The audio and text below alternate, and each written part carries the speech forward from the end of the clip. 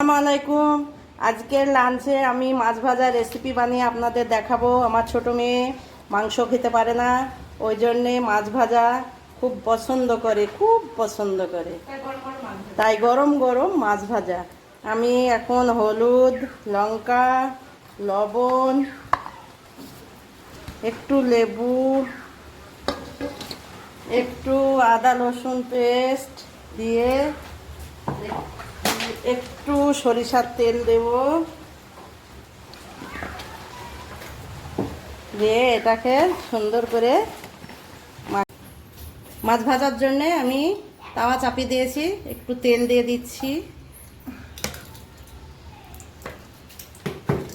তেলটা ভালো করে গরম করে নেব।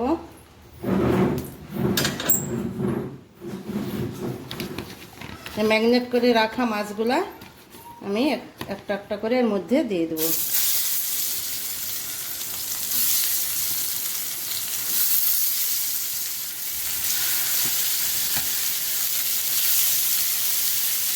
এই দেখেন, মাছগুলাকে এভাবে ভাজতে হবে, গ্যাসে লো ফ্লেমে ভাজতে হবে, না হলে মাছ ভাজা ভালো হবে না, মাছটা পুড়ে যাবে। আস্তে আস্তে খুব সুন্দর করে আমি ভাজবো।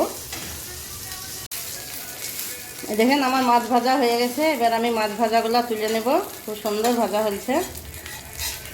এবার আমি একটা প্লেটে মাছ তুলে নেব। মাছ ভাজাগুলো দেখেন খুব সুন্দর ভাজা হয়েছে।